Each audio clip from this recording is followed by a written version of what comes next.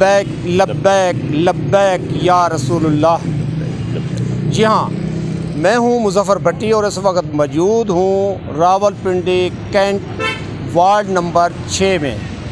Ward number 6 के ज़िमनी election होने जा रहे हैं और ये इलेक्शन की डेट का ऐलान भी कर दिया गया है और इस पोलिंग डे में बाकी सिर्फ एक दिन का वक्फ़ा रह गया है।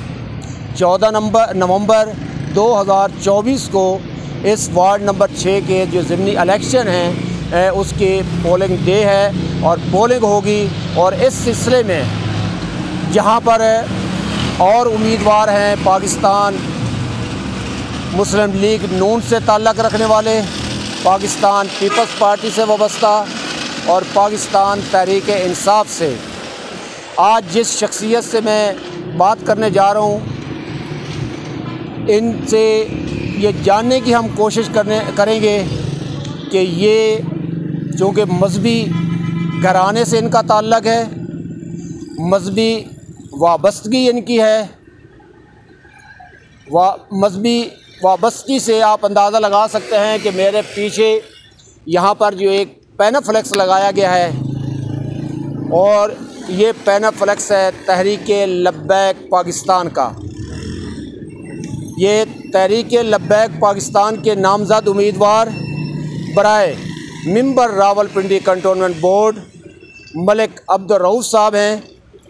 हम इनसे आज जानेंगे कि ये इस वार्ड में एज ए मेंबर क्यों आ रहे हैं और इनकी तरजीहात क्या हैं।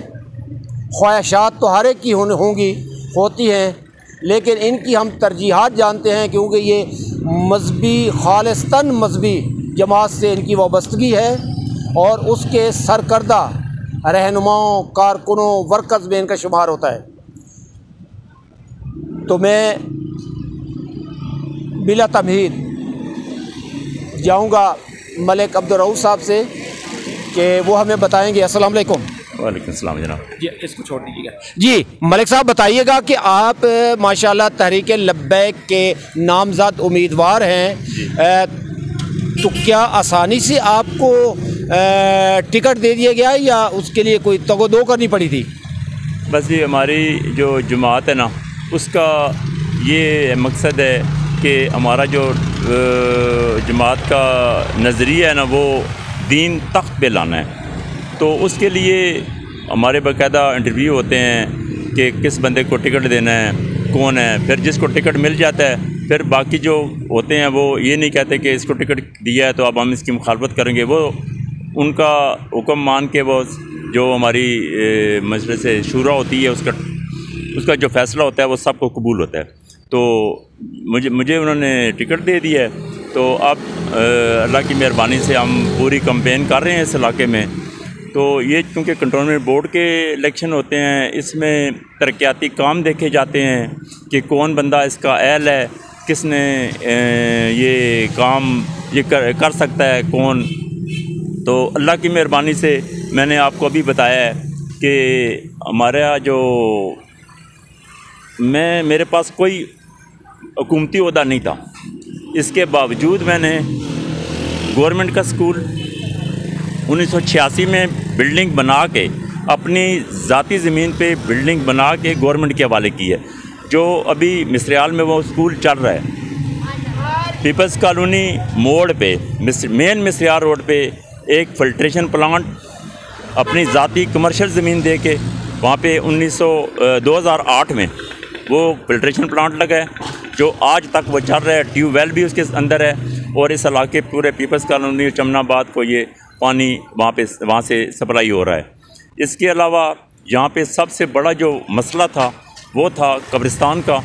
तो हमने 1988 में अपनी ज़ाती ज़मीन दे के कब्रिस्तान के लिए वक्फ किया, जो इसी इलाके के है। वो कब्रिस्तान मिसरियाल में, लेकिन मिसरियाल का सिंगल बंदा भी उसमें दफन नहीं है। उसकी वजह क्या है कि हमारे वहाँ पे 3 ख़ानदान हैं, तीनों के अलग-अलग कब्रिस्तान, बड़े कब्रिस्तान अपने हैं। इसलिए वहाँ पे कब्रिस्तान में इसी इलाके के ये जो जमनाबाद पीपल्स कॉलोनी, इसी इलाके के लोग उनके अजीज़ वहाँ पे दफन है। तो उनके लिए हमने वक्फ किया है। कोई उसमें किसी से 1 रुपया नहीं लेते।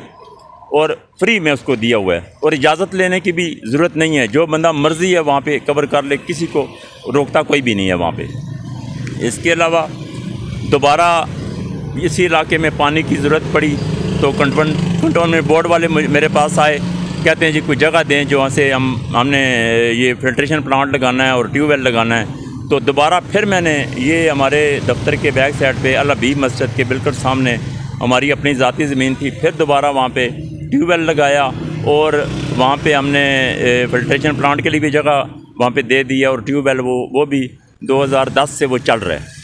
तो इसी इलाके को तो मैं ये कहने चाह रहा हूँ कि अभी बहुत सारे मेरे साथी और इस इलाके से इलेक्शन लड़ रहे हैं, लेकिन वो ये कहेंगे कि हम ये बनाएंगे, स्कूल बनाएंगे, कब्रिस्तान बनाएंगे, फिल्ट्रेशन प्लांट बनाएंगे, ट्यूबवेल लगवाएंगे।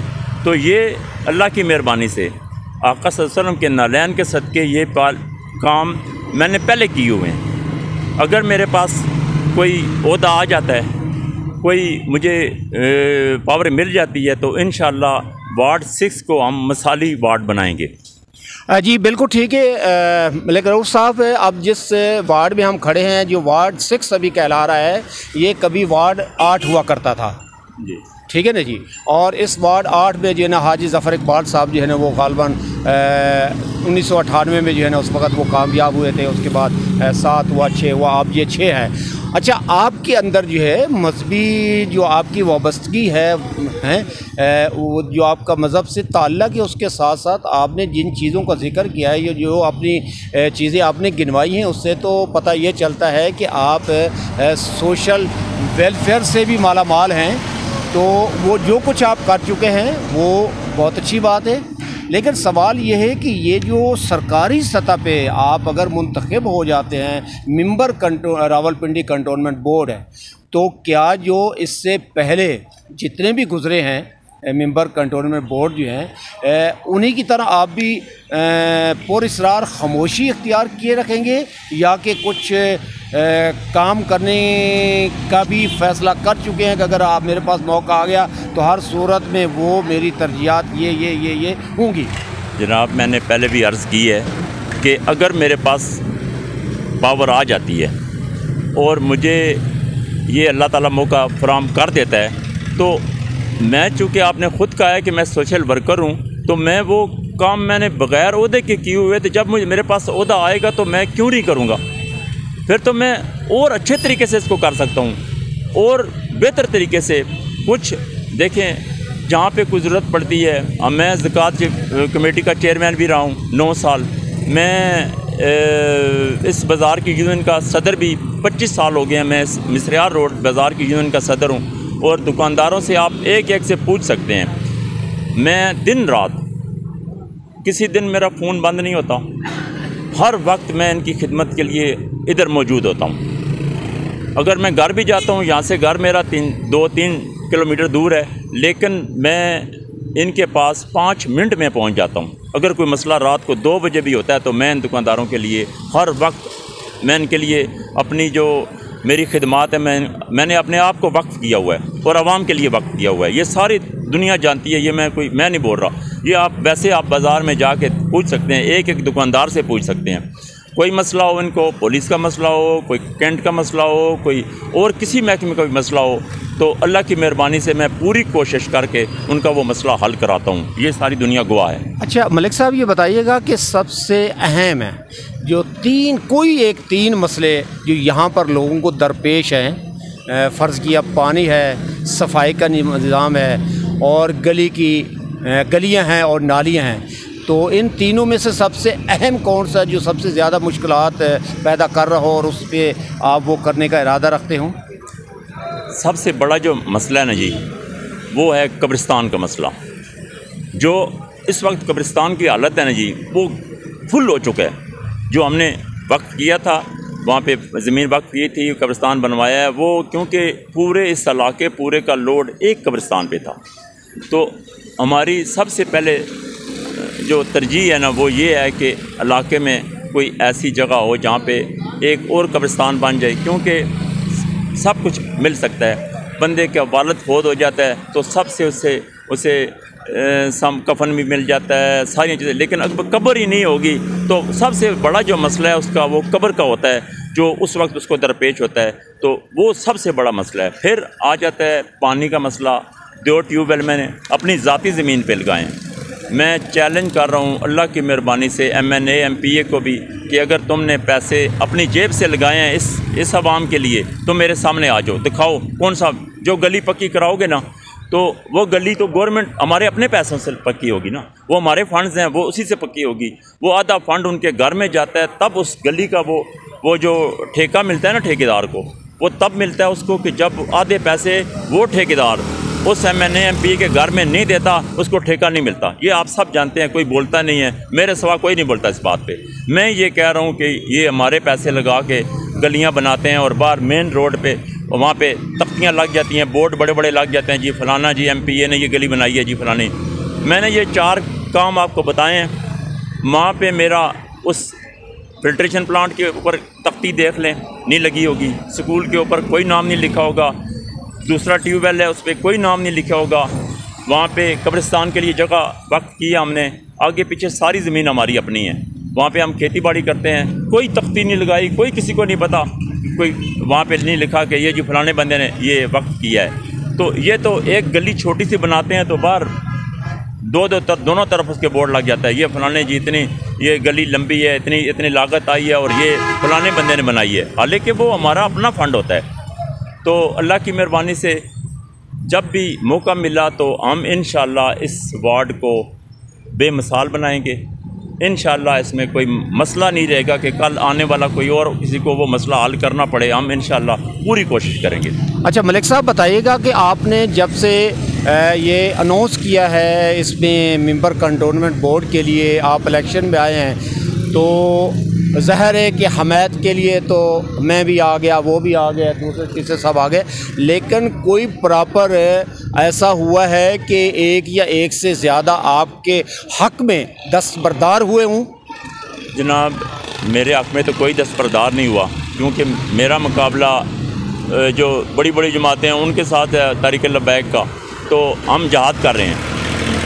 वो चमक वाले हैं, उनके साथ जो लगे हुए हैं वो भी सारे, वो आप देख लें उनको, और मेरे साथ जो साथी हैं मेरे वो भी देख लें, सारे मुखलस लोग मेरे पास हैं। तो मैं ये समझता हूँ कि जिस बंदे के पास मुखलस साथी हो ना, वो पहली दफ़ा वो जीत ही चुका है। मैं ये समझता हूँ कि जो ये साथी मेरे साथ मुखलस खड़े हैं, तो मेरी जीत उसी दिन से है जब से ये मेरे साथ एक एक दरवाज़े पे हम जाके मेरे साथ वो कोशिशें कर रहे हैं, वोट मांग रहे हैं। तो उनके साथ जो लगे हुए हैं वो भी आप देख लें, सारे दिहाड़ीदार लगे हुए हैं, पैसे उनसे ये लो जी, ये अपने मेरे साथ जो है ये अपनी जेब से पैसे, क्यों कि इन्हें पता है कि ये इनका मकसद क्या है। हमारा मकसद है कि अल्लाह का दीन, आका सल्लल्लाहु अलैहि वसल्लम का दीन तख्त पे आ जाए। हमारा ये है निज़ाम मुस्तफ़ा जब तक पाकिस्तान में राइज नहीं होगा, खुशहाली नहीं होगी। आप देख लें 75 साल 70 साल से हम ये इन लुटेरों के आगे चढ़े हुए हैं, ये हमें लूट रहे हैं हर तरह से। अभी देखें, अभी हर वो बिल पास हो रहा है जो उनके फ़ायदे के लिए। कोई एक बिल ऐसा असम्बली में पास हुआ, मुझे बता दें, आप सहाफ़त से आपका तल्लक है तो आप बता दें जो अवाम की बेहतरी के लिए उन्होंने किया। वो कोई हम इन्हें यहाँ से भेजते हैं मुंतखब करके कि हमारे हक़ की जंग वहाँ पे लड़ेंगे। ये हमारी हक़ की जंग क्या, ये हमें लूटते हैं नए नए तरीक़ों से, नए नए टैक्स लगा के लूटते हैं हमें। ये हमारा काम, ये MNA जो है ये हमारे आवाज़ वहाँ पे नहीं बनते, ये अपने लिए फ़ायदे करते हैं और अपनी तनख्वाह बढ़ाने के लिए बिल पेश कर देते हैं, अपने मराद के लिए वहाँ पे असम्बली में बिल पेश कर देते हैं, लेकिन आवाम के लिए कोई बंदा वहाँ पे नहीं बोलता। तो ये हमारा मकसद था इस इलेक्शन में आने के लिए कि ये अवाम के हकूक़ की हम जंग लड़ रहे हैं। इंशाअल्लाह अगर हमारा एक नुमाइंदा भी असम्बली में पहुंच गया ना, तो इंशाअल्लाह वहाँ पे करप्शन वो नहीं होने देते। सिंध असम्बली में हमारे फ़खर वो कासम फ़खरी साहब वहाँ थे, तो पूरी सिंध असम्बली को आप देख लें, वहाँ पे उन्होंने मस्जिद बनवाई, मस्जिद ही नहीं थी, नमाज कोई नहीं पढ़ सकते थे, उन्होंने मस्जिद बनाई और हक़ के लिए वो आवाज़ उठाते रहे और अभी तक उठा रहे हैं। हमारा छोटे से छोटा कारकुन और बड़े से बड़ा भी जो है ना, वो नामूस रसालत, ख़त्म नबूवत और निज़ाम मुस्तफ़ा पे काम कर रहा है। जी हाँ, बिल्कुल। मलिक अब्दुल रऊफ़ का कहना था कि मेरा मुकाबला मफाद और मुखलिस इन दो के दरमियान है। एक तरफ मफाद परस्त टोले हैं और दूसरी तरफ जो है मुखलिस साथी हैं। और मैं बिलीव करता हूँ सोशल कामों पे जो करूँगा नहीं बल्कि करता आ रहा हूँ और वो सिलसिला जारी रखूँगा। Muzaffar Bhatti, Maan TV, ward number 6, Rawalpindi cantonment board, Rawalpindi, cantt.